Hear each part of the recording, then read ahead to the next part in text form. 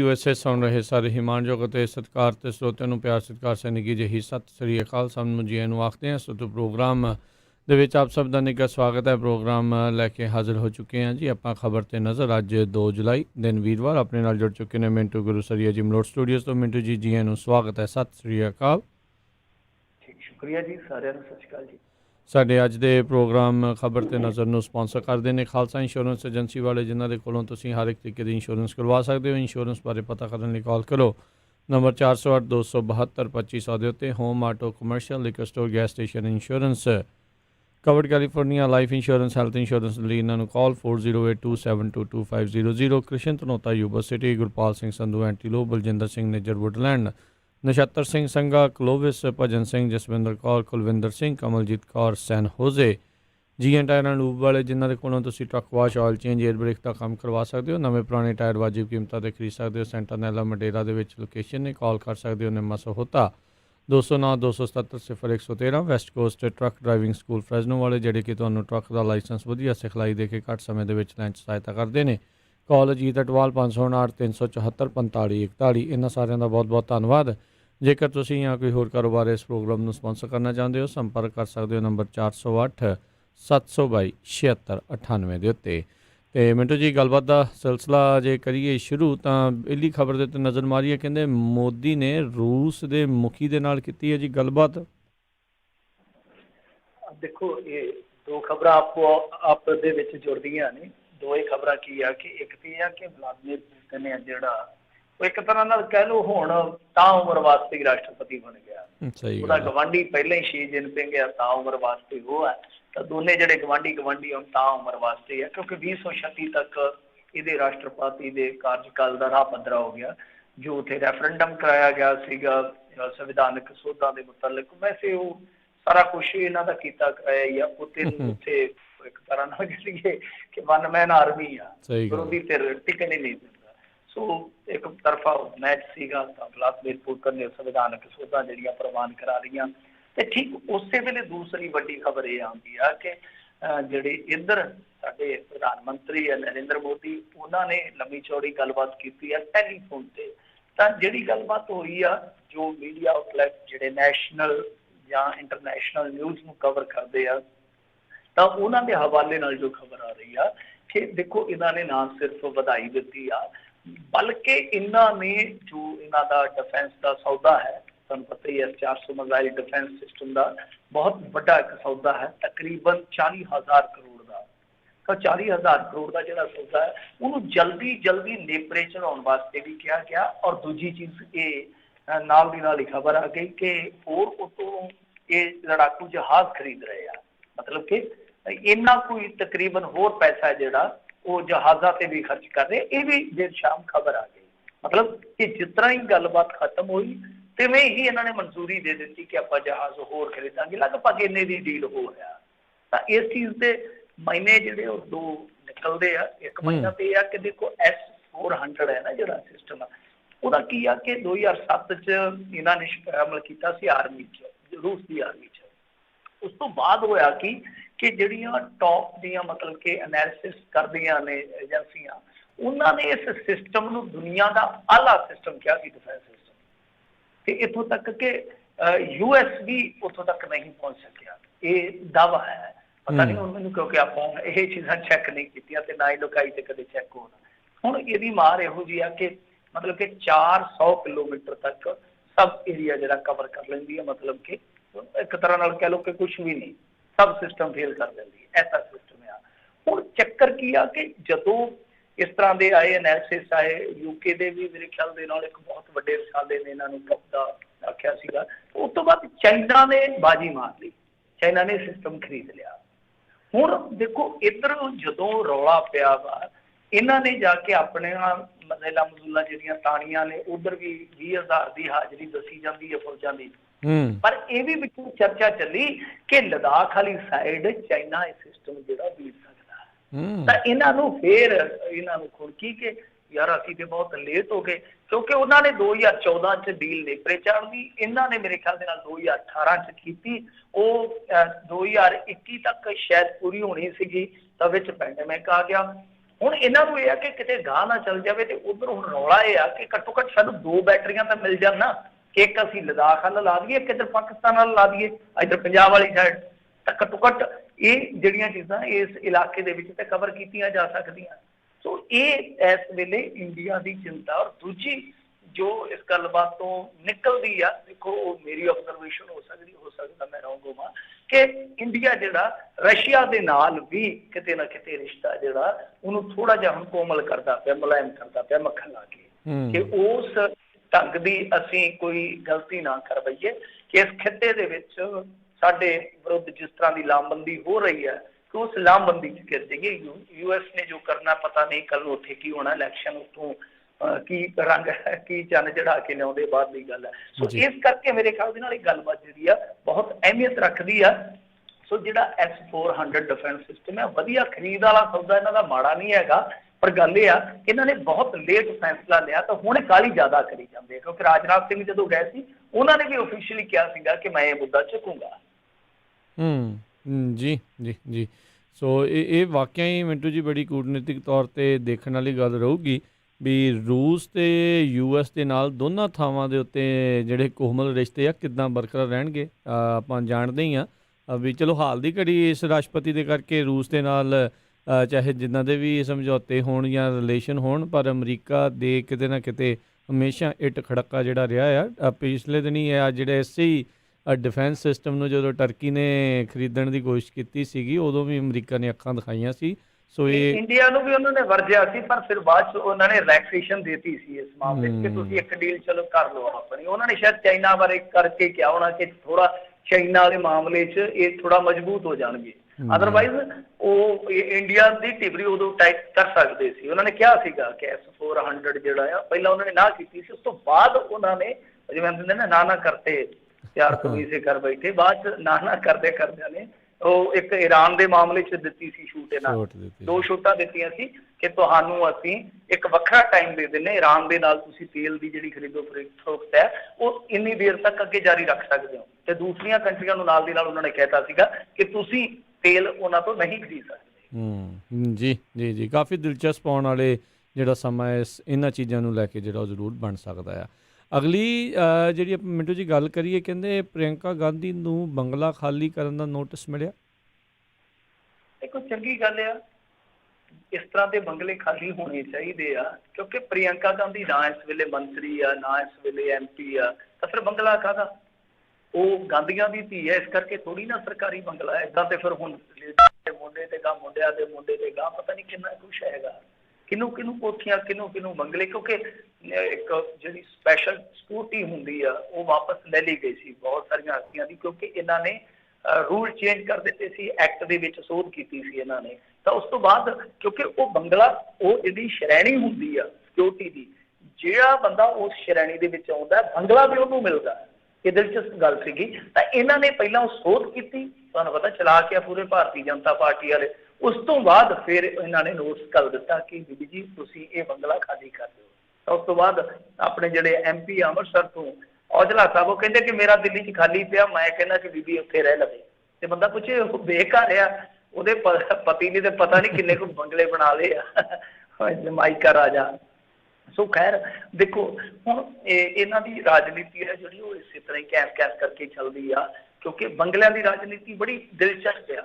ਅਖਿਲੇਸ਼ ਵਾਲੇ ਮਾਮਲੇ 'ਚ ਵੀ ਵੇਖਿਆ ਤੁਸੀਂ ਕਿੰਨਾ ਰੌਲਾ ਪਿਆ ਸੀਗਾ। ਇੱਧਰੋਂ ਬੇਅੰਤ ਸਿੰਘ ਦੇ ਪਰਿਵਾਰ ਤੋਂ ਵੀ ਸੈਕਟਰ 5 ਵਾਲੀ ਕੋਠੀ ਹੈ ਜਿਹੜੀ ਖਾਲੀ ਕਰਵਾਈ ਗਈ ਆ, ਇਹ ਵੀ ਇਸੇ ਤਰ੍ਹਾਂ ਹੀ ਝਪਟਮਾਰੀ ਜੀ ਹੋਈ ਆ ਕਿ ਦਵਾ ਦਾ ਖੋਲ੍ਹੋ ਇਹਨਾਂ ਤੋਂ, ਕਿਤੇ ਇਹ ਨਾ ਹੋਵੇ ਕਿ ਅੱਗੇ ਜਾ ਕੇ ਫਿਰ ਇਹ ਪੇਚ ਅੜਾ ਲੈਣ, 10 ਸਾਲ ਇਸ ਤਰ੍ਹਾਂ ਨਿਕਲ ਗਏ ਆ। ਤਾਂ ਹੁਣ ਦੂਜੇ ਪਾਸੇ ਕਾਂਗਰਸ ਵਾਲੇ ਕਈ ਦਲੀਲਾਂ ਦਿੰਦੇ ਪਏ ਆ, ਇਹ ਆਗਾਹ ਹੈ, ਪਰ ਮੇਰੇ ਖਿਆਲ ਦੇ ਨਾਲ ਜਾਬਾਂ ਦਾ ਪੇੜ ਆ। ਪਰ ਰੌਲਾ ਇਹ ਆ ਕਿ ਪ੍ਰਿਯੰਕਾ ਗਾਂਧੀ ਤੋਂ ਕੋਠੀ ਤੁਸੀਂ ਲੈ ਲਈ ਸੀ, ਕਿ ਬੰਗਲਾ ਖਾਲੀ ਕਰਾ ਲਿਆ, ਗੁੱਡਿਆ, ਪਰ ਇਹੋ ਜਿਹੇ 36 ਨਹੀਂ ਮੇਰੇ ਖਿਆਲ ਦੇ ਨਾਲ ਇਸ ਤੋਂ ਵੀ ਕਈ 36 ਹੋਣੇ ਆ ਜਿਹੜੇ ਬੰਗਲੇ ਨੱਪੀ ਬੈਠੇ ਆ। ਪਿਛਲੇ ਦਿਨੀ ਲਾ ਲਓ ਕਿ ਕੁਛ ਮਹੀਨੇ ਹੋ ਗਏ ਹੋਣੇ ਆ, ਉਸ ਸਮੇਂ ਹਾਈ ਕੋਰਟ ਨੇ, ਦਿੱਲੀ ਦੀ ਹਾਈ ਕੋਰਟ ਨੇ ਇੱਥੋਂ ਤੱਕ ਆਖਿਆ ਸੀਗਾ ਕਿ ਇੰਨਾ ਸਮਾਂ ਦਿੰਨੇ ਆ, ਜੇ ਤੇ ਸਮਾਨ ਕੱਢਦੇ ਆ ਤੇ ਠੀਕ ਆ, ਨਹੀਂ ਤੇ ਇਹਨਾਂ ਦਾ ਸਮਾਨ ਚੁੱਕ ਕੇ ਸੜਕ ਤੇ ਸੁੱਟ ਦਿਓ। ਉਹਦੇ ਵਿੱਚ ਮੈਂਬਰ ਪਾਰਲੀਮੈਂਟ ਵੀ ਸਨ, ਉਹਦੇ ਵਿੱਚ ਕੁਛ ਮਿਨਿਸਟਰ ਵੀ ਸਨ ਸਾਬਕਾ, ਉਹਦੇ ਵਿੱਚ ਬਹੁਤ ਟੌਪ ਦੇ ਜਿਹੜੇ ਸਾਬਕਾ ਬਿਊਰੋਕਰੇਟ ਵੀ ਸਨ। ਯਾਨੀ ਕੋਰਟ ਇਹ ਗੱਲ ਕਹਿੰਦਾ ਪਿਆ ਵਾ ਕਿ ਇਹਨਾਂ ਦੇ ਸਮਾਨ ਬਾਹਰ ਸੁੱਟ ਦਿਓ ਜੇ ਨਹੀਂ ਛੱਡਦੇ ਕਬਜ਼ਾ। ਤੇ ਸਾਡਾ ਕੈਪਟਨ ਅਮਰਿੰਦਰ ਸਿੰਘ, ਯਾਦ ਹੈ ਤੁਹਾਨੂੰ, ਇਹਨਾਂ ਨੇ ਇੱਕ ਬਹੁਤ ਵੱਡਾ ਦਾਅ ਖੇਡਿਆ ਸੀਗਾ, ਅਖੇ ਜੀ ਜਿਹੜੀ ਹੈਗੀ ਆ ਸਤਲੁਜ ਯਮਨਾ ਲਿੰਕ ਨਹਿਰ, ਉਹਦੇ ਵਿਰੋਧ ਦੇ ਵਿੱਚ ਮੈਂ ਅਸਤੀਫਾ ਦੇਣਾ, ਉਦੋਂ ਕੰਪੇਨ ਕਰਨਾ ਸੀਗਾ, ਚੀਫ ਮਿਨਿਸਟਰੀ ਹਾਸਲ ਕਰਨੀ ਸੀਗੀ, ਦਾਅ ਖੇਡਿਆ। ਉਸ ਤੋਂ ਬਾਅਦ ਹੋਇਆ ਕਿ ਚੀਫ ਮਿਨਿਸਟਰ ਬਣ ਗਏ, ਚਲੋ ਲੋਕਾਂ ਨੇ ਬਣਾ ਦਿੱਤਾ, ਤੇ ਜਿਹੜਾ ਉਹ ਬੰਗਲਾ ਸੀਗਾ ਉਹ ਇਹਨਾਂ ਨੇ ਛੱਡਣ ਤੋਂ ਨਾ ਕਰ ਦਿੱਤੀ। ਔਰ ਕਮਾਲ ਦੀ ਗੱਲ ਹੈ, ਮਾਮਲਾ ਕੋਰਟ 'ਚ ਚਲੇ ਗਿਆ। ਜਿਹਨੂੰ ਕਾਂਗਰਸੀ ਰਾਜਾ ਜੀ ਕਹਿੰਦੇ ਆ, ਉਹ ਬੰਦਾ ਬੰਗਲੇ ਤੇ ਮੱਲ ਮਾਰ ਕੇ ਬਹਿ ਗਿਆ। ਕੋਰਟ ਨੇ ਆਖਿਆ ਕਿ ਦੱਸੋ ਕੈਪਟਨ ਸਾਹਿਬ ਕਿਵੇਂ ਕਰਨੀ ਕਿਉਂ? ਤੁਸੀਂ ਚੀਫ ਮਿਨਿਸਟਰ ਬਣ ਗਏ ਇੱਕ ਸਟੇਟ ਦੇ, ਮੈਂਬਰ ਪਾਰਲੀਮੈਂਟ ਤੁਸੀਂ ਹੈ ਨਹੀਂ, ਤੇ ਮੈਂਬਰ ਪਾਰਲੀਮੈਂਟ ਵਾਲਾ ਤੁਸੀਂ ਬੰਗਲਾ ਨੱਪੀ ਬੈਠੇ ਹੋ, ਕਿੱਧਰ ਦੀ ਭੁੱਖ ਆ? ਤਾਂ ਫਿਰ ਜਦੋਂ ਇਹਨਾਂ ਨੂੰ ਬਹੁਤ ਲੱਗਿਆ ਕਿ ਮੀਡੀਆ ਦੇ ਵਿੱਚ ਮਾਮਲਾ ਉੱਠ ਪੈਣਾ, ਅੱਲਾ ਕਮਾਨ ਝਿੜਕੂਗਾ, ਫਿਰ ਇਹਨਾਂ ਨੇ ਜਾ ਕੇ ਕੋਰਟ ਦੇ ਵਿੱਚ ਜਿਹੜਾ ਬੰਗਲਾ ਸੀਗਾ ਉਹਦੀਆਂ ਚਾਬੀਆਂ ਸਰੈਂਡਰ ਕੀਤੀਆਂ ਸੀ। ਤੁਸੀਂ ਦੇਖ ਲਓ ਹਾਲ ਇਹਨਾਂ ਦਾ ਕੀ ਆ। ਇਹ ਕੋਠੀਆਂ ਦੀ ਰਾਜਨੀਤੀ ਚੱਲਦੀ ਹੈ, ਪਰ ਕੋਈ ਵੀ ਹੋਵੇ, ਚਾਹੇ ਗਾਂਧੀ ਹੋਵੇ ਚਾਹੇ ਕੋਈ ਹੋਵੇ, ਉਹਨਾਂ ਸਾਰਿਆਂ ਨੂੰ ਜੋ ਇਹ ਸਹੂਲਤਾਂ ਦਿੱਤੀਆਂ ਜਾਂਦੀਆਂ, ਉਹ ਸਹੂਲਤਾਂ ਨਾਪ ਤੋਲ ਕੇ ਦੇਣੀਆਂ ਚਾਹੀਦੀਆਂ। ਜਿਹਦਾ ਹੱਕ ਬਣਦਾ ਉਹ ਲਵੇ, ਜਿਹੜਾ ਇਸ ਤਰ੍ਹਾਂ ਮੱਲ ਮਾਰ ਕੇ ਬੈਠਾ ਉਹ ਤੋਂ ਵਾਪਸ ਲੈਣੀਆਂ ਚਾਹੀਦੀਆਂ। ਪਰ ਇੱਥੇ ਤੇ ਰੋਬਰਟ ਵਾਡਰਾ ਉਸ ਸ਼੍ਰੇਣੀ 'ਚ ਪਾ ਛੱਡਿਆ ਸੀਗਾ ਜਿੱਥੇ ਹਵਾਈ ਅੱਡਿਆਂ ਤੇ ਉਹਦੀ ਤਲਾਸ਼ੀ ਤੱਕ ਨਹੀਂ ਸੀ ਹੁੰਦੀ। ਦੇਖੋ ਜੀ ਜੀ ਜੀ, ਇਹਨਾਂ ਤੋਂ ਕੀ ਉਮੀਦਾਂ ਤੁਸੀਂ ਰੱਖਦੇ ਹੋ? ਅਗਲੀ ਮਿੰਟ 'ਚ ਗੱਲ ਕਰੀਏ, ਇੱਕ ਵਾਰੀ ਫੇਰ ਕਿਸੇ ਨੇ ਜਿਹੜੀਆਂ ਸਿੱਖ ਭਾਵਨਾਵਾਂ ਨੂੰ ਜਿਹੜਾ ਉਹ ਛਿੱਲਿਆ ਤੇ ਹੁਣ ਮੰਗੀ ਮਾਫੀ। ਇਸ ਵਾਰ ਅਨੁਪਮ ਖੇਰ ਦੀ ਵਾਰੀ ਹੈ। ਦੇਖੋ ਅਨੁਪਮ ਖੇਰ ਦਾ ਵੀ ਹਾਲ ਕੁਛ ਨਹੀਂ ਹੈ। ਇਹ ਬੰਦਾ ਵੀ ਨਾ ਭਗਤੀ ਦੇ ਵਿੱਚ ਨਾ ਬਹੁਤ ਜ਼ਿਆਦਾ ਅੱਗੇ ਤੱਕ ਨਿਕਲ ਚੁੱਕਾ ਵਾ। ਇਹਨੂੰ ਆਪਣੀ ਉਮਰ ਦਾ ਲਿਹਾਜ਼ ਨਹੀਂ, ਇਹਨੂੰ ਆਪਣੀ ਐਕਟਿੰਗ ਦੇ ਸਟੇਟਸ ਦਾ ਲਿਹਾਜ਼ ਨਹੀਂ ਕਿ ਕਿੱਡਾ ਵੱਡਾ ਮੈਂ ਐਕਟਰ ਸੀਗਾ, ਸਟਾਰ ਸੀਗਾ। ਚਲੋ ਦੇਖੋ ਗੱਲ ਇਹ ਹੁੰਦੀ ਆ ਕਿ ਤੁਸੀਂ ਕਿਸੇ ਵੀ ਵਿਚਾਰਧਾਰਾ ਨੂੰ ਫੋਲੋ ਕਰ ਸਕਦੇ ਹੋ, ਫੋਲੋਅਰ ਬਣ ਸਕਦੇ ਹੋ, ਤੁਸੀਂ ਕਿਸੇ ਵੀ ਸਿਆਸੀ ਜਮਾਤ ਨੂੰ, ਸਿਆਸੀ ਤਨਜ਼ੀਮ ਨੂੰ ਸਮਰਥਨ ਦੇ ਸਕਦੇ ਹੋ, ਤੁਹਾਡੀ ਨਿੱਜੀ ਆਜ਼ਾਦੀ ਹੈ। ਤੁਸੀਂ ਕਿਸੇ ਵੀ ਧਰਮ ਨੂੰ ਫੋਲੋ ਕਰ ਸਕਦੇ ਹੋ, ਨਾਸਤਕ ਬਣ ਸਕਦੇ ਹੋ, ਸਭ ਤੁਹਾਡੀਆਂ ਨਿੱਜੀ ਆਜ਼ਾਦੀਆਂ ਨੇ। ਪਰ ਜਦੋਂ ਤੁਸੀਂ ਇਸ ਤਰ੍ਹਾਂ ਲਗਾਤਾਰ ਵਿਵਾਦ ਛੇੜੀ ਜਾਂਦੇ ਹੋ, ਇਸ ਬੰਦੇ ਦੇ ਵਿਵਾਦ 2015 'ਚ ਸ਼ੁਰੂ ਹੋ ਗਏ ਸਨ, ਇੱਥੋਂ ਤੱਕ ਕਿ 2014 'ਚ ਸ਼ੁਰੂ ਹੋ ਗਏ ਸਨ ਜਦੋਂ ਅਵਾਰਡ ਵਾਪਸ ਵਾਲੀ ਮੁਹਿੰਮ ਚੱਲੀ ਆ। ਇਸ ਬੰਦੇ ਨੇ ਕਿੰਨੇ ਇੱਟ ਖੜੀਕੇ ਲਏ ਬੁੱਧੀਜੀਵੀਆਂ ਨਾਲ, ਇੱਥੋਂ ਤੱਕ ਕਿ ਇੱਕ ਯਾਤਰਾ ਕੱਢੀ ਤੇ ਉਹਦੇ ਵਿੱਚ NDTV ਦੇ ਪੱਤਰਕਾਰ, ਇੱਕ ਸੀਨੀਅਰ ਪੱਤਰਕਾਰ ਨੂੰ ਧੱਕਾ ਮੁੱਕੀ ਕਰਤਾ ਸੀ। ਇਹਨਾਂ ਦੇ ਬੰਦਿਆਂ ਨੇ ਮਾਫੀ ਉਦੋਂ ਵੀ ਅਨੁਪਮ ਖੇਰ ਨੇ ਮੰਗੀ ਸੀਗੀ। ਪਰ ਗੱਲ ਕੀ ਹੈ ਕਿ ਸੁਧਰਦਾ ਨਹੀਂ ਆਏ, ਇਹ ਬਿਲਕੁਲ ਬੱਚਿਆਂ ਵਰਗਾ ਹੋਇਆ ਪਿਆ। ਦੇਖੋ ਜਿਹੜੀ ਗੱਲ ਇਹਨੇ ਬੋਲੀ ਆ ਉਹਦੇ ਵਿੱਚ ਕੀ ਸੀਗਾ ਕਿ ਸੰਬਿਤ ਪਾਤਰਾ ਨੂੰ ਇਹਨੇ ਉਹ ਟਵੀਟ ਦੇ ਵਿੱਚ ਕਰਕੇ ਕੋਰਟ ਤੇ ਨਾਂ ਲਿਖ ਕੇ ਉਹਦਾ 1.25 ਲੱਖ ਸੇ ਇੱਕ ਬਿਡਾਊਂ ਇਸ ਤਰ੍ਹਾਂ ਲਿਖ ਦਿੱਤਾ। ਤਾਂ ਇਹ ਤੁਹਾਨੂੰ ਪਤਾ, ਦੇਖੋ ਇਹ ਗੁਰਬਾਣੀ ਦੀਆਂ ਪੰਕਤੀਆਂ ਤੇ ਹੈ ਨਹੀਂ ਗਿਆ, ਪਰ ਇਹ ਗੁਰੂ ਸਾਹਿਬ ਦੀ ਉਸਤਤ ਦੇ ਵਿੱਚ ਉਚਾਰਨ ਕੀਤੀਆਂ ਹੋਈਆਂ ਪੰਕਤੀਆਂ ਨੇ, ਜੁੜਦੀਆਂ ਉਹਨਾਂ ਦੇ ਨਾਲ ਆ। 1.25 ਲੱਖ ਸੇ ਇੱਕ ਲੜਾਊਂ, ਤਬੇ ਗੁਰਬੰਦ ਸਿੰਘ ਨਾਮ ਕਹੂੰ, ਇਸ ਤਰ੍ਹਾਂ ਪੰਕਤੀਆਂ ਨੇ। ਤਾਂ ਉਹ ਜਿਹੜਾ ਸੰਬਿਤ ਪਾਤਰਾ ਨੂੰ ਸੰਬੋਧਨ ਕਰਕੇ ਉਹਨਾਂ ਪੰਕਤੀਆਂ ਨੂੰ ਤੋੜ ਮਰੋੜ ਕੇ ਲਿਖਣਾ, ਇਹ ਵਾਜਬ ਨਹੀਂ, ਇਹ ਵੀ ਵਾਜਬ ਨਹੀਂ। ਔਰ ਕਿਉਂਕਿ ਇਸ ਬੰਦੇ ਦਾ ਜੇ ਤੁਸੀਂ ਦੇਖੋਗੇ ਨਾ ਪਿਛੋਕੜ ਹੈਗਾ, ਕਿਉਂਕਿ ਕਸ਼ਮੀਰ ਦੇ ਆ, ਇਹ ਕਸ਼ਮੀਰੀ ਪੰਡਤ ਨੇ, ਤੇ ਜਿਹੜਾ ਬੰਦਾ ਕਸ਼ਮੀਰੀ ਪੰਡਤ ਆ ਜਿਹਨੇ ਸੰਤਾਪ ਝੱਲਿਆ, ਮੈਂ ਇਸ ਗੱਲ ਦੇ ਹੱਕ ਚ ਆ ਕਿ ਇਹਨਾਂ ਦਾ ਵਸੇਵਾ ਵੀ ਹੋਣਾ ਚਾਹੀਦਾ। ਜਦੋਂ ਅਸੀਂ ਗੱਲ ਕਰਦੇ ਹਾਂ ਘੱਟ ਗਿਣਤੀਆਂ ਦੀ, ਤਾਂ ਇਹ ਵੀ ਵਿਚਾਰੇ ਬਹੁਤ ਕੁੱਟ ਦਾ ਸ਼ਿਕਾਰ ਹੋਇਆ। ਕਦੇ ਇਹਨਾਂ ਲਈ ਵੀ ਹਾਂ ਦਾ ਨਾਰਾ ਮਾਰਨਾ ਚਾਹੀਦਾ, ਬਹੁਤ ਉਜਾੜਾ ਹੋਇਆ ਇਹਨਾਂ ਦਾ ਵੀ। ਪਰ ਗੱਲ ਇਹ ਆ ਕਿ ਕਸ਼ਮੀਰੀ ਪੰਡਤਾਂ ਨੂੰ ਤੇ ਗੁਰੂ ਸਾਹਿਬ ਦਾ ਇਤਿਹਾਸ ਯਾਦ ਹੋਣਾ ਚਾਹੀਦਾ ਹੈ ਨਾ, ਕਿਉਂਕਿ ਜੇ ਅੱਜ ਕਸ਼ਮੀਰੀ ਪੰਡਤ ਹੈ ਤਾਂ ਉਹਦੇ ਵਿੱਚ ਉਸ ਗੁਰੂ ਸਾਹਿਬ ਦਾ ਬਹੁਤ ਵੱਡਾ ਯੋਗਦਾਨ ਸੀ, ਕਿਉਂਕਿ ਬਾਲ ਅਵਸਥਾ ਦੇ ਵਿੱਚ ਉਹਨਾਂ ਨੇ ਹੀ ਇਹਨਾਂ ਲਈ ਹਾਂ ਦਾ ਨਾਰਾ ਮਾਰਿਆ ਸੀਗਾ ਕਿ ਪਿਤਾ ਜੀ ਤੁਸੀਂ ਜਾ ਕੇ ਸ਼ਹੀਦੀ ਦਿਓ। ਸੋ ਇਹਨਾਂ ਨੂੰ ਜੇ ਇਹ ਵੀ ਇਤਿਹਾਸ ਨਹੀਂ ਯਾਦ ਤੇ ਫਿਰ ਤੇ ਅਕਿਰਤ ਕਰਨੇ ਆ। ਚਲੋ ਉਸ ਤੋਂ ਬਾਅਦ ਇਹਨਾਂ ਨੇ ਮਾਫੀ ਤੇ ਮੰਗ ਲਈ ਆ, ਪਰ ਕੁਝ ਲੋਕ ਹੁਣ ਇੱਥੋਂ ਤੱਕ ਕਿ ਕਾਂਗਰਸ ਜਿਹੜੀ ਹੈ ਸ੍ਰੀ ਅਕਾਲ ਤਖਤ ਸਾਹਿਬ ਤੇ ਚੱਲ ਗਈ ਕਿ ਇਹਨੂੰ ਤਲਬ ਕਰੋ ਜੀ। ਹੁਣ ਅਨੁਪਮ ਖੇਰ ਨੂੰ ਕੌਣ ਤਲਬ ਕਰੂਗਾ? ਚਲੋ ਫੈਸਲਾ ਲੈਣਾ ਅਕਾਲ ਤਖਤ ਸਾਹਿਬ ਨੇ। ਜੇ ਵੈਸੇ ਉਹ ਕਵੇ, ਮਤਲਬ ਕਿ ਅਕਾਲ ਤਖਤ ਸਾਹਿਬ ਕਵੇ, ਤਾਂ ਇਹਨੂੰ ਜਾਣ 'ਚ ਹਿਚਕਿਚਾਹਟ ਹੋਣੀ ਵੀ ਨਹੀਂ ਚਾਹੀਦੀ, ਇਹਨੂੰ ਆਉਣਾ ਵੀ ਚਾਹੀਦਾ। ਪਰ ਇਹ ਵਾਰ-ਵਾਰ ਇਸ ਉਮਰ ਦੇ ਵਿੱਚ ਗਲਤੀ ਕਰਨੀ, ਐਵੇਂ ਉੱਥੇ ਟਕੜਕੇ ਲਈ ਜਾਣੇ। ਨਸੂਰਦੀਨ ਸ਼ਾਹ ਨਾਲ ਲੜ ਪਿਆ, ਕਦੀ ਕਿਸੇ ਨਾਲ ਲੜ ਪਿਆ, ਪਿਛਲੇ ਦਿਨ ਹੀ ਇੱਕ ਹੋਰ ਬਹੁਤ ਤਕੜੇ ਐਕਟਰ ਦੇ ਨਾਲ ਪੰਗਾ ਪਾਈ ਬੈਠਾ ਸੀਗਾ। ਇਹਨੂੰ ਇਹੋ ਜਿਹੀਆਂ ਪੰਗੇਬਾਜ਼ੀਆਂ ਤੋਂ ਬਚਣਾ ਚਾਹੀਦਾ। ਜੀ ਜੀ, ਅਗਲੀ ਮਿੰਟੋ ਜੀ ਗੱਲ ਕਰਦੇ, ਕਹਿੰਦੇ ਸੁਰਖੀਆਂ ਦੀ ਪਿੱਚ ਦੇ ਉੱਤੇ ਸਿੱਧੂ ਦੀ ਫੇਰ ਵਾਪਸੀ ਆ, ਕੈਬਨਿਟ ਦੇ ਵਿੱਚ ਆਉਣ ਦੇ ਚਰਚੇ ਆ। ਇਹ ਬੈਠਾ ਹੀ ਕੁਝ ਘੁਮਾਈ ਜਾਂਦਾ ਫਿਰਕੀਆਂ। ਹਾਂ ਦੇਖੋ, ਦੋ ਸਿੱਧੂ ਹੈ ਜਿਹੜੇ ਉਹ ਸੁਰਖੀਆਂ ਦੇ ਨਾਲ ਪੱਕੇ ਹੀ ਜੁੜੇ ਹੋਏ ਆ, ਫੈਵੀਕੋਲ ਦਾ ਪੱਕਾ ਜੋੜਿਆ ਉਹਨਾਂ ਦਾ। ਇੱਕ ਸ਼ੁਭਦੀਪ ਸਿੱਧੂ ਤੇ ਇੱਕ ਨਵਜੋਤ ਸਿੱਧੂ, ਦੋਵੇਂ ਇੱਕ ਬਾਹਰ ਹੁੰਦਾ ਸੁਰਖੀਆਂ 'ਚ, ਦੂਜਾ ਅੰਦਰ ਆ ਜਾਂਦਾ। ਹਰੇਕ ਹਫ਼ਤੇ ਜੇ ਸਿੱਧੂ ਜਿਹੜੇ ਆ ਉਹ ਸੁਰਖੀਆਂ 'ਚ ਨਾ ਹੋਣ ਤੇ ਉਹ ਸੁਰਖੀਆਂ ਜਿਹੜੀਆਂ ਸੁੱਖੀਆਂ ਸੁੱਖੀਆਂ ਲੱਗਣਗੀਆਂ। ਤਾਂ ਹਾਲ ਦੀ ਘੜੀ ਦੇਖੋ, ਅੱਜ ਫੇਰ ਇਹ ਖਬਰਾਂ ਚੱਲੀਆਂ ਨੇ ਕਿ ਕੈਬਨਿਟ ਦੇ ਵਿੱਚ ਵਾਪਸੀ ਹੋ ਸਕਦੀ ਹੈ। ਕਿ ਚੈਨਲ ਨੇ ਤਾਂ ਇੱਥੋਂ ਤੱਕ ਦਾਅਵਾ ਕੀਤਾ ਕਿ ਜਿਹੜੇ ਸਾਡੇ ਕਾਂਗਰਸ ਦੇ ਵਿੱਚ ਸੋਰਸਸ ਆ ਉਹ ਇਹ ਗੱਲ ਕਹਿੰਦੇ ਪਏ ਆ ਕਿ ਨਵਜੋਤ ਸਿੱਧੂ ਨੂੰ ਆਉਣ ਵਾਲੇ ਦਿਨਾਂ ਦੇ ਵਿੱਚ ਕੈਬਨਿਟ 'ਚ ਸ਼ਾਮਲ ਕੀਤਾ ਜਾ ਸਕਦਾ। ਕੈਪਟਨ ਸਾਹਿਬ ਰਾਜ਼ੀ ਨੇ ਔਰ ਇਹਨਾਂ ਨੂੰ ਮੰਤਰਾਲਾ ਜਿਹੜਾ, ਮਤਲਬ ਕਿ ਇੱਥੋਂ ਤੱਕ ਚੈਨਲ ਨੇ ਦਾਅਵਾ ਕੀਤਾ ਕਿ ਮੰਤਰਾਲਾ ਇਹਨਾਂ ਨੂੰ ਬਿਜਲੀ ਵਾਲਾ ਹੀ ਮਿਲੂਗਾ। ਤਾਂ ਹੁਣ ਦੇਖੋ ਉਹ ਲੈਂਦੇ ਆ ਜਾਂ ਨਹੀਂ ਲੈਂਦੇ ਨਵਜੋਤ ਸਿੰਘ ਸਿੱਧੂ ਇਸ ਮੰਤਰਾਲੇ ਨੂੰ, ਤੇ ਬਾਅਦ ਦੀ ਗੱਲ ਆ। ਕਿਉਂਕਿ ਇਹਨਾਂ ਨੇ ਮੰਤਰਾਲਾ ਛੱਡਿਆ ਇਸ ਕਰਕੇ ਸੀਗਾ ਕਿਉਂਕਿ ਆਪਾਂ ਨੂੰ ਸਭ ਨੂੰ ਪਤਾ ਕਿ ਪਾਵਰਕਾਮ ਦੇ ਵਿੱਚ ਇੱਕ ਵੱਖਰਾ ਐਕਟ ਆ ਉਹਨਾਂ ਦਾ ਇੱਕ ਵੱਖਰਾ ਐਕਟ ਆ। ਉਹਨਾਂ ਦੇ ਚੇਅਰਮੈਨ ਕੋਲ ਜ਼ਿਆਦਾ ਪਾਵਰ ਹੁੰਦੀ ਆ, ਮਤਲਬ ਕਿ ਇੰਨਾ ਕਰੰਟ ਨਹੀਂ ਹੁੰਦਾ। ਪਾਵਰਕਾਮ ਦੇ ਜਿਹੜਾ ਮਿਨਿਸਟਰ ਆ ਨਾ, ਉਹਦੇ 'ਚ ਇੰਨਾ ਕਰੰਟ ਨਹੀਂ ਹੁੰਦਾ। ਜ਼ਿਆਦਾ ਸ਼ਕਤੀ ਜਿਹੜੀ ਆ ਉਹ ਪਾਵਰਕਾਮ ਦੇ ਚੇਅਰਮੈਨ ਕੋਲ ਹੁੰਦੀ ਆ। ਸੋ ਇਸ ਕਰਕੇ ਨਵਜੋਤ ਸਿੰਘ ਸਿੱਧੂ ਨੇ ਟਾਲਾ ਵੱਟਿਆ ਸੀਗਾ ਕਿ ਕਿੱਥੇ ਯਾਰ ਮੈਂ ਸਥਾਨਕ ਸਰਕਾਰਾਂ ਦਾ ਮੰਤਰੀ, ਸਾਰੀਆਂ ਜਿਹੜੀਆਂ ਸ਼ਹਿਰਾਂ ਦੀਆਂ ਇਕਾਈਆਂ ਜਿਹੜੀਆਂ ਉਹਦੇ ਥੱਲੇ ਸੀਗੀਆਂ, ਬੱਲੇ ਬੱਲੇ ਸੀ। ਉੱਧਰ ਟੂਰਿਜ਼ਮ ਡਿਪਾਰਟਮੈਂਟ ਸੀਗਾ, ਤਾਂ ਕਿੱਥੇ ਪਾਵਰਕਾਮ ਦਾ ਮਿਨਿਸਟਰ ਜਿਹੜਾ ਕਿ ਚੇਅਰਮੈਨ ਤੋਂ ਘੱਟ ਸ਼ਕਤੀ ਰੱਖਦਾ, ਜੇ ਆਪਾਂ ਸ਼ਕਤੀਆਂ ਦੀ ਗੱਲ ਕਰੀਏ। ਤਾਂ ਹੁਣ ਕੀ ਨਵਜੋਤ ਸਿੰਘ ਸਿੱਧੂ ਇਸ ਅਹੁਦੇ ਨੂੰ ਲੈ ਲੂਗਾ? ਇਹ ਵੀ ਇੱਕ ਸਵਾਲ ਰਹੂਗਾ ਜੇ ਆਪਾਂ ਇਹਨਾਂ ਚਰਚਾਵਾਂ ਦੀ ਮੰਨੀਏ। ਦੂਜੀ ਗੱਲ ਇਹ ਆ ਕਿ ਪਿਛਲੇ ਦਿਨੀ ਦੇਖੋ ਇਹ ਗੱਲ ਚੱਲੀ ਸੀ ਤੇ ਮੈਂ ਉਦੋਂ ਵੀ ਆਖਿਆ ਸੀਗਾ ਕਿ ਮੈਨੂੰ ਲੱਗਦਾ ਨਹੀਂ, ਬਹੁਤ ਸਾਰੇ ਲਿਸਨਰ ਨੇ ਵੀ ਸਵਾਲ ਕੀਤਾ ਸੀਗਾ ਕਿ ਸਿੱਧੂ ਦਾ ਕੀ ਬਣੂਗਾ। ਤਾਂ ਮੇਰਾ ਇੱਕੋ ਜਵਾਬ ਸੀਗਾ ਕਿ ਸਿੱਧੂ ਨੂੰ ਇਹੋ ਜਿਹੇ ਮੌਕੇ ਤੇ, ਮਤਲਬ ਕਿ ਇਸ ਮੌਕੇ ਤੇ ਸਿੱਧੂ ਨੂੰ ਕਾਂਗਰਸ ਜਾਣ ਨਹੀਂ ਦੇਗੀ, ਚਾਹੇ ਕੁਛ ਵੀ ਦੇਣਾ ਪਵੇ, ਚਾਹੇ ਕੁਛ ਵੀ ਕਰਨਾ ਪਵੇ। ਠੀਕ ਆ, ਤਾਂ ਚਰਚਾ ਚੱਲੀ ਕਿ ਸ਼ਾਇਦ ਇਹਨੂੰ ਡਿਪਟੀ ਬਣਾਇਆ ਜਾ ਸਕਦਾ ਚੀਫ ਮਿਨਿਸਟਰ ਦਾ। ਹੁਣ ਉਹਦੇ ਵਿੱਚ ਕੁਝ ਬੰਦੇ ਜਿਹੜੇ ਕਾਂਗਰਸ ਦੇ ਆ ਉਹ ਦੱਸਦੇ ਆ ਕਿ ਨਵਜੋਤ ਸਿੰਘ ਸਿੱਧੂ ਦੀ ਇਹ ਗੇਮ ਜਿਹੜੀ ਸੀ ਉਹ ਪੈ ਚੱਲੀ ਸੀ। ਪਰ ਹੋਇਆ ਕਿ ਕੈਪਟਨ ਅਮਰਿੰਦਰ ਸਿੰਘ ਦੇ ਜਿਹੜੇ ਕੁਝ ਖਾਸ ਬੰਦੇ ਸੀਗੇ ਨਾ, ਉਹਨਾਂ ਨੇ ਇਸ ਗੇਮ ਨੂੰ ਕੱਟਿਆ ਬਹੁਤ ਚਲਾਕੀ ਦੇ ਨਾਲ। ਮਤਲਬ ਕਿ ਆਲਾ ਕਮਾਨ ਤਿਆਰ ਹੋ ਗਈ, ਕਹਿੰਦੇ ਕਿ ਉਹਦਾ ਦਿਓ, ਤੁਹਾਨੂੰ ਕੀ ਇਤਰਾਜ਼ ਆ, ਬਣਾ ਦਿਓ, ਡਿਪਟੀ ਬਣਾ ਦਿਓ। ਤੇ ਦੱਸਦੇ ਇਹ ਆ ਕਿ ਇਹਨਾਂ ਨੇ ਗੇਮ ਇਹ ਲਾਈ ਕਿ ਭਾਈ ਜਿਹੜੇ ਹੈਗੇ ਆ ਨਾ ਪੰਜਾਬ ਵਾਲੇ, ਥੋੜਾ ਜਿਹਾ ਕਈ ਵਾਰ ਕਾਂਗਰਸ ਤੋਂ ਵੱਖਰੀ ਕਿਸਮ ਦੀ ਰਾਜਨੀਤੀ ਦੀ ਤਵੱਕੋ ਕਰਦੇ ਆ। ਮਤਲਬ ਇਹ ਆ ਕਿ ਜੇ ਮੁੱਖ ਮੰਤਰੀ ਵੀ ਜੱਟਾਂ ਦਾ ਹੋ ਗਿਆ, ਜੇ ਡਿਪਟੀ ਵੀ ਜੱਟਾਂ ਦਾ ਹੋ ਗਿਆ, ਤੇ ਫਿਰ ਹੋ ਸਕਦਾ ਕਿ ਦਲਿਤ ਭਾਈਚਾਰਾ ਜਿਹੜਾ ਉਹ ਨਾਰਾਜ਼ ਹੋ ਜਾਵੇ ਜਾਂ ਹਿੰਦੂ ਭਾਈਚਾਰਾ ਜਿਹੜਾ ਉਹ ਨਾਰਾਜ਼ ਹੋ ਜਾਵੇ, ਕਿਉਂਕਿ ਕਾਂਗਰਸ ਤੋਂ ਇਹਨਾਂ ਦੀ ਉਮੀਦ ਵੱਖਰੀ ਕਿਸਮ ਦੀ ਹੁੰਦੀ ਹੈ। ਤਾਂ ਦੱਸਦੇ ਕਿ ਬੜੀ ਚਲਾਕੀ ਦੇ ਨਾਲ ਉਹ ਗੇਮ ਜਿਹੜੀ ਆ ਪਲਟੀ ਗਈ ਆ। ਖੈਰ ਇਹਨਾਂ ਚੀਜ਼ਾਂ 'ਚ ਹੁਣ ਪਤਾ ਨਹੀਂ ਕਿੰਨਾ ਕੁ ਸੱਚ ਆ। ਇਹ ਚੀਜ਼ਾਂ ਜਿਹੜੀਆਂ ਉਹ ਸਾਫ਼ ਹੁਣ ਉਦੋਂ ਹੋਣਗੀਆਂ ਜਦੋਂ ਨਵਜੋਤ ਸਿੰਘ ਸਿੱਧੂ ਇਹਦੇ ਤੇ ਕੋਈ ਫੈਸਲਾ ਲਊਗਾ। ਪਰ ਜੇ ਫੈਸਲਾ ਲੈਂਦਾ ਨਵਜੋਤ ਸਿੰਘ ਸਿੱਧੂ ਤਾਂ ਫਿਰ ਉਸ ਫੈਸਲੇ ਤੇ ਵੀ ਬੜੇ ਕਿੰਤੂ ਪਰੰਤੂ ਹੋਣਗੇ ਕਿ ਭਾਈ ਭਲਿਆ ਮਾਨਸਾ ਤੋਂ ਇੰਨੇ ਮਹੀਨੇ ਇਸ ਅਹੁਦੇ ਨੂੰ ਛੱਡੀ ਕਿਉਂ ਰੱਖਿਆ। ਤਾਂ ਇਹਦਾ ਮਤਲਬ ਇਹ ਹੋਇਆ ਕਿ ਸਿੱਧੂ 100 ਵਾਰੀ ਸੋਚੇਗਾ। ਜੇ ਇਸ ਚਰਚਾ ਦੇ ਮੁਤਾਬਕ ਆਪਾਂ ਮੰਨੀਏ ਕਿ ਉਹਨੂੰ ਬਿਜਲੀ ਮੰਤਰਾਲਾ ਜਿਹੜਾ ਉਹ ਦਿੱਤਾ ਜਾ ਸਕਦਾ, ਤਾਂ ਮੈਨੂੰ ਲੱਗਦਾ ਕਿ ਹਾਲ ਦੀ ਘੜੀ ਨਵਜੋਤ ਸਿੰਘ ਸਿੱਧੂ ਹੈ ਜਿਹੜਾ ਫਿਰ ਸੋਚੂਗਾ, ਵਿਚਾਰੂਗਾ ਜੇ ਐਸੀ ਚਰਚਾ ਸੱਚੀ ਆ ਤਾਂ।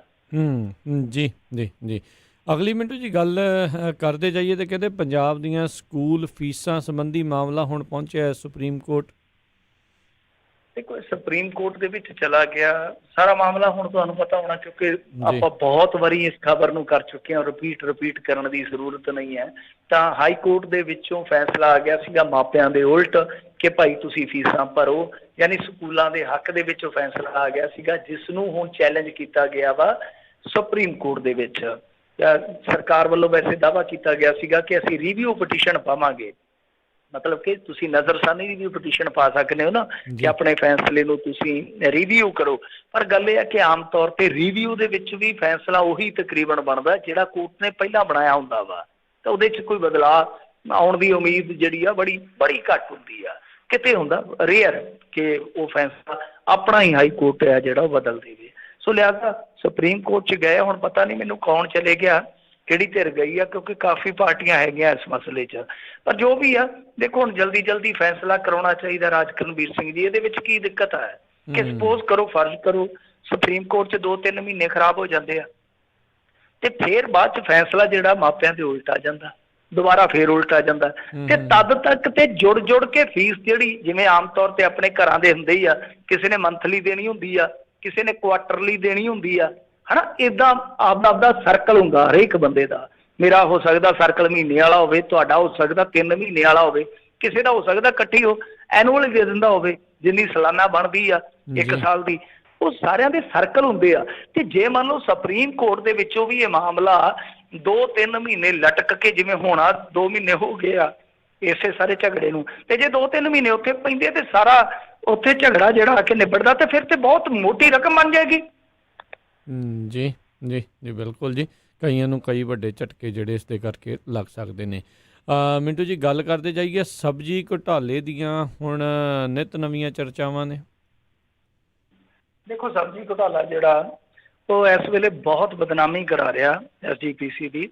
ਉਹਦੇ ਵਿੱਚ ਜੋ ਚੀਜ਼ਾਂ ਨਿਕਲ ਕੇ ਆਉਂਦੀਆਂ ਪਈਆਂ ਨੇ ਹੈਰਾਨ ਕਰਦੀਆਂ ਨੇ ਕਿ ਕਿਸ ਤਰ੍ਹਾਂ ਸਾਰੀ ਗੇਮ ਲਾਈ ਇਹਨਾਂ ਨੇ, ਔਰ ਕਿਸੇ ਨੇ ਪੁੱਛਿਆ ਤੱਕ ਨਹੀਂ ਹੈ। ਤਾਂ ਹੁਣ ਜਿਹੜੀ ਸਭ ਤੋਂ ਦਿਲਚਸਪ ਗੱਲ ਨਿਕਲ ਕੇ ਆਈ ਆ, ਇੱਕ ਤੇ ਇਹ ਆ ਕਿ ਜਦੋਂ ਮਤਲਬ ਕਿ ਸਾਰਾ ਕੁਝ ਚੱਲ ਰਿਹਾ ਸੀਗਾ, ਜਦੋਂ ਸਭ ਕੁਝ ਕਰ ਰਹੇ ਸੀਗੇ, ਮਤਲਬ ਕਿ ਇੱਕ ਪਾਸੇ ਲੋਕ ਤੜੇ ਹੋਏ ਸੀਗੇ, ਦੂਸਰੇ ਪਾਸੇ ਇਹ ਸਾਰੀ ਗੇਮ ਚੱਲਦੀ ਪਈ ਸੀ, ਤਾਂ ਤੁਸੀਂ ਇਹ ਵੇਖੋ ਕਿ 86 ਦਿਨਾਂ ਦੇ ਵਿੱਚ ਉੱਥੇ ਜਿੱਥੇ ਕਬਜ਼ਾ ਤਖਤ ਸ਼੍ਰੀ ਕੇਸਗੜ੍ਹ ਸਾਹਿਬ, ਉੱਥੇ 86 ਦਿਨਾਂ 'ਚ ਚੜਾਵਾ ਜਿਹੜਾ ਵਾ ਉਹ 1 ਲੱਖ ਹੀ ਹੋਇਆ ਤਕਰੀਬਨ 86 ਦਿਨਾਂ 'ਚ ਚੜਾਵਾ। ਨਹੀਂ ਤੇ ਆਮ ਤੌਰ ਤੇ ਚੜਾਵਾ ਬਹੁਤ ਜ਼ਿਆਦਾ ਹੁੰਦਾ, ਪਰ ਇਹਨਾਂ ਨੇ ਜਿਹੜਾ ਬਿੱਲ ਪਾਇਆ ਉਹਨਾਂ ਦਿਨਾਂ ਦਾ ਉਹ ਲੱਖਾਂ ਰੁਪਈਆ 'ਚ ਆ, ਮਤਲਬ ਕਿ ਸਬਜ਼ੀ ਭਾਜੀ ਦਾ। ਔਰ ਕੱਲੇ ਫਲ ਜਿਹੜੇ ਆ ਉਹਨਾਂ ਦਾ ਹੀ ਬਿੱਲ 2.5 ਲੱਖ ਦਾ, ਮਤਲਬ ਕਿ ਸੰਤਰੇ ਲੈ ਲਏ ਜੀ, ਸੇਬ ਲੈ ਲਏ ਜੀ, ਕੇਲੇ ਲੈ ਲਏ ਜੀ, ਇਹ ਇਕੱਲੇ ਹੀ ਖਾਈ ਗਏ ਜਾਂ ਕਾਗਜ਼ ਹੀ ਖਾਈ ਗਏ। ਹੋਰ ਸੰਗਤ ਨੇ ਕੀ ਯਕਣਾ ਚਕਾਉਣਾ, ਕਿਉਂਕਿ ਸੰਗਤ ਦੀ ਆਮਦ ਤੇ ਬਹੁਤ ਘਟ ਗਈ ਨਾ। ਹੁਣ ਇਹ ਫਿਗਰ ਹੀ ਦੱਸਦਾ ਕਿ ਚੜਾਵਾ ਹੀ ਦੇਖੋ 86 ਦਿਨ ਦੇ ਵਿੱਚ ਚੜਾਵਾ ਜਿਹੜਾ, ਮਤਲਬ ਕਿ ਲਾ ਲਓ 86 ਦਿਨ, 100 ਦਿਨ ਹੀ ਲਾ ਲਓ, 100 ਦਿਨ ਤੇ ਕੀ ਚੜਾਵਾ ਆ 1000 ਰੁਪਇਆ। ਇਹੀ ਹੈ ਨਾ, ਮੇਰੀ ਕੈਲਕੂਲੇਸ਼ਨ ਥੋੜੀ ਕਮਜ਼ੋਰ ਆ, ਇੰਨਾ ਕੁ ਲਾ ਲਓ ਔਸਤਨ। ਜੇ 1 ਲੱਖ ਰੁਪਇਆ ਚੜਾਵਾ ਤਕਰੀਬਨ 100 ਦਿਨ ਦਾ, ਤੇ ਐਵਰੇਜ ਕਿੰਨੀ ਆਈ 1000, ਤੇ ਇਹਦਾ ਮਤਲਬ ਕਿ ਸੰਗਤ ਤੇ ਉੱਥੇ ਨਾ ਮਾਤਰ ਆਈ ਆ, ਸੰਗਤ ਤੇ ਨਾ ਮਾਤਰ ਆਈ ਆ, ਤੇ ਬਿੱਲ ਕੱਲੇ ਫਲ ਦਾ ਹੀ ਜਿਹੜਾ ਉਹ ਪਾਈ ਬੈਠੇ ਆ 2.5 ਲੱਖ ਦਾ। ਇਹੋ ਜਿਹੀਆਂ ਚਲਾਕੀਆਂ ਸਾਹਮਣੇ ਆ ਰਹੀਆਂ। ਔਰ ਦੂਜੀ ਗੱਲ ਜਿਹੜੀ ਇੱਕ ਦਿਲਚਸਪ ਇਸ ਮਾਮਲੇ ਚੋਂ ਨਿਕਲੀ ਆ, ਜੁਝਾਰ ਟਾਈਮਸ ਨੇ ਉਸ ਨੂੰ ਕਵਰ ਕੀਤਾ ਵਾ, ਉਹ ਲਗਾਤਾਰ ਰਿਪੋਰਟਿੰਗ ਕਰ ਰਹੇ ਸੀਗੇ ਉੱਥੋਂ ਜੀ। ਉਹਨਾਂ ਨੇ ਕਿਹਾ ਕਿ ਇਹਨਾਂ ਨੇ ਠੀਕ ਆ ਸਸਪੈਂਸ਼ਨ ਕਰ ਦਿੱਤੀ 5 ਬੰਦਿਆਂ ਤੇ, ਐਕਸ਼ਨ ਲੈ ਲਿਆ, ਪਰ ਹੁੰਦਾ ਕੀ ਆ ਕਿ ਹਰੇਕ ਹਫ਼ਤੇ ਜਿਹੜਾ ਇੰਸਪੈਕਟਰ ਹੈ ਉਹ ਮਤਲਬ ਕਿ ਬਦਲ ਜਾਂਦਾ ਹੈ।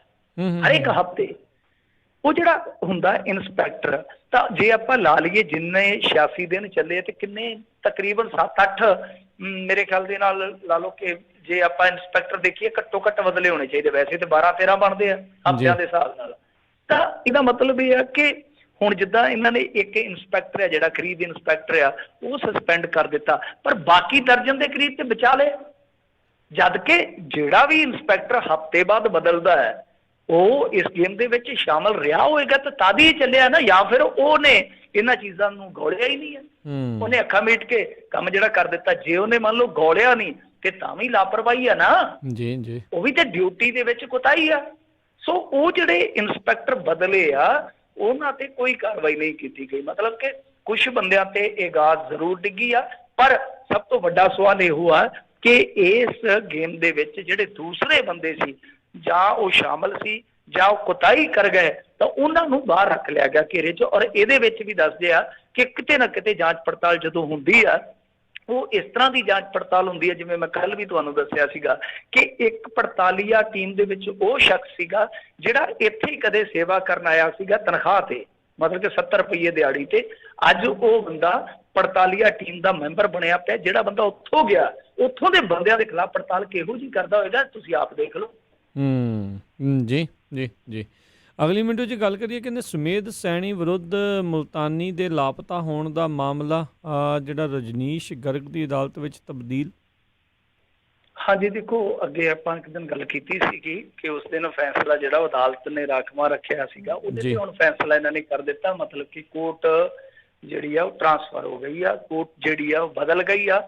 ਤੇ ਉਹ ਗੱਲ ਸਾਫ਼ ਕੀਤੀ ਸੀਗੀ ਆਪਾਂ ਕਿ ਕੋਈ ਵੀ ਬੰਦਾ ਚਾਹੇ ਉਹ ਮਦਈ ਧਿਰ ਆ ਚਾਹੇ ਉਹ ਮੁਲਜ਼ਮਾਨ ਦੀ ਧਿਰ ਆ, ਉਹ ਚਾਰਾਜੋਈ ਕਰ ਸਕਦੇ ਆ ਕਿ ਹਾਂ ਭਾਈ ਅਸੀਂ ਇਸ ਕੋਰਟ ਦੀ ਸੁਣਵਾਈ ਤੋਂ ਰਾਜੀ ਨਹੀਂ ਆ, ਇਹ ਕੋਰਟ ਦੀ ਸੁਣਵਾਈ ਜਿਹੜੀ ਉਹ ਸਾਨੂੰ ਠੀਕ ਨਹੀਂ ਹੈ, ਮਾਫਕ ਨਹੀਂ ਹੈ, ਤਾਂ ਸਾਡੀ ਕੋਰਟ ਬਦਲੀ ਕਰ ਦਿੱਤੀ ਜਾਵੇ। ਸੋ ਕਈ ਵਾਰੀ ਹੋ ਜਾਂਦੇ ਆ ਇਸ ਤਰ੍ਹਾਂ ਦੇ ਮਾਮਲੇ ਜਿਹੜੇ ਆ ਵਾਪਰ ਜਾਂਦੇ ਆ। ਸੋ ਇਹ ਮਾਮਲਾ ਜਿਹੜਾ ਹੁਣ ਚਲੇ ਗਿਆ ਦੂਸਰੀ ਕੋਰਟ ਦੇ ਵਿੱਚ। ਪਰ ਹੁਣ ਇੱਥੇ ਮੁਦਈ ਧਿਰ ਨੂੰ ਜਾਂ ਸਰਕਾਰੀ ਧਿਰ ਨੂੰ ਇਹ ਵੇਖਣਾ ਚਾਹੀਦਾ ਹੈ ਕਿ ਕੀ ਉਹਨਾਂ ਨੂੰ ਤੇ ਜ਼ਰੂਰਤ ਨਹੀਂ ਹੈ ਕਿ ਕੋਰਟ ਜਿਹੜੀ ਹੈ ਉਹ ਫਿੱਟ ਹੈ, ਉਹਨਾਂ ਦੇ ਮਾਫਿਕ ਹੈ, ਜਾਂ ਉਹ ਵੀ ਚਾਹਣਗੇ ਕਿ ਨਹੀਂ ਭਾਈ ਇਹ ਜਿਹੜਾ ਮਾਮਲਾ ਇੱਥੇ ਆ ਗਿਆ ਸਾਨੂੰ ਵੀ ਚਾਹੀਦਾ ਸੀ ਚਾਰਾਜੋਈ ਕਰ ਲਈਏ, ਤਾਂ ਉਹਨਾਂ ਦੇ ਕੋਲ ਵੀ ਹੱਕ ਹੋਏਗਾ, ਉਹ ਵੀ ਕੋਰਟ ਜਿਹੜੀ ਹੈ ਜਾਂ ਜੱਜ ਹੈ ਜਿਹੜਾ ਟ੍ਰਾਂਸਫਰ ਕਰਾ ਸਕਦੇ ਆ।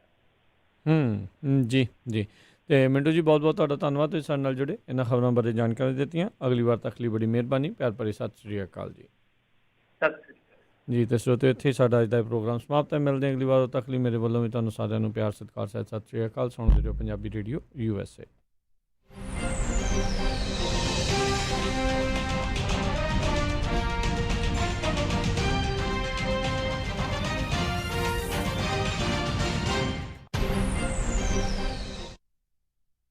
ਤੁਸੀਂ ਸੁਣ ਰਹੇ ਹੋ ਪੰਜਾਬੀ ਰੇਡੀਓ